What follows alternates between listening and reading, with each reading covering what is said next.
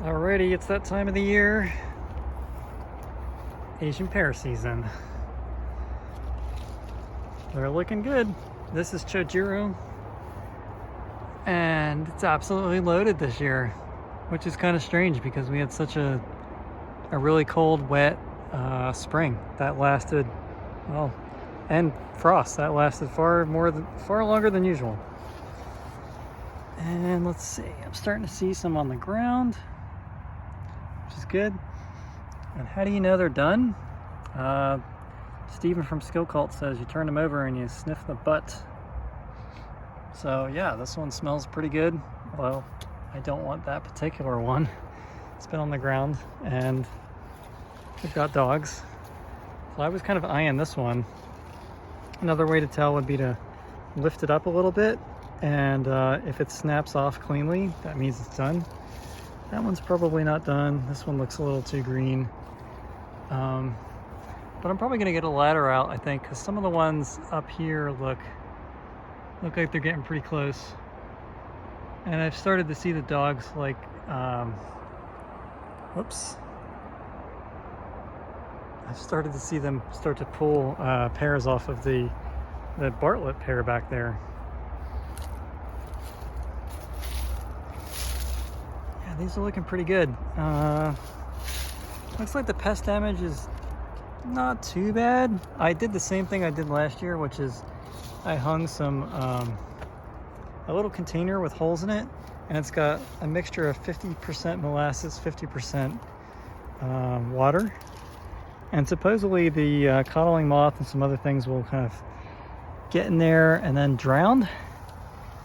So I'm looking around, and the coddling moth damage is not too bad. Like, this one looks pretty bad. That one looks bad, but you know, this one's okay. A bunch of these look okay. That's pretty good. I also I hung an apple maggot trap just for the heck of it.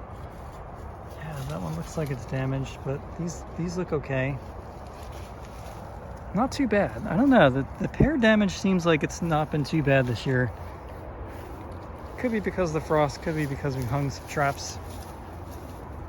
Although I have noticed over the unknown apple tree, the damage is pretty bad over there. I'll take you over there real quick.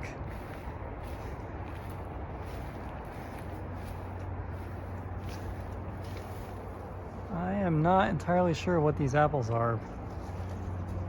But yeah, all the ones you see that are like stuck together like that, they almost all have some kind of damage on them from various bugs.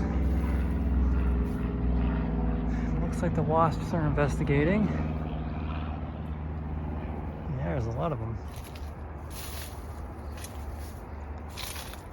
So yeah, fall is getting close. Still pretty hot out today. It's 90. But this is going to be an exciting year for a couple reasons. One is I think some of the grafts that I put on this tree are going to yield. I think not Ashmead's kernel, because I already looked, but Spitzenberg, which is buried down here, I think has some fruit on it. If I had to check, yeah, I think that's one of them. I'll have to see where the graft is. These might be Spitzenberg as well. They do look different. And I got a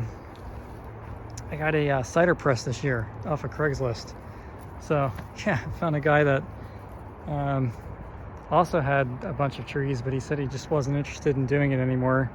Sold it to me for a very reasonable price, and I'm hoping to use it to press some of these apples this year, because it's an on year. This thing is just loaded, which is kind of interesting considering that like my pruning, if you can even call it that, has been like kind of zero. I have a day job. It's not this, and the tree tends to like flop over into more of like a bush shape when it has these heavy years, and man, it's got a lot of fruit on there. Whew.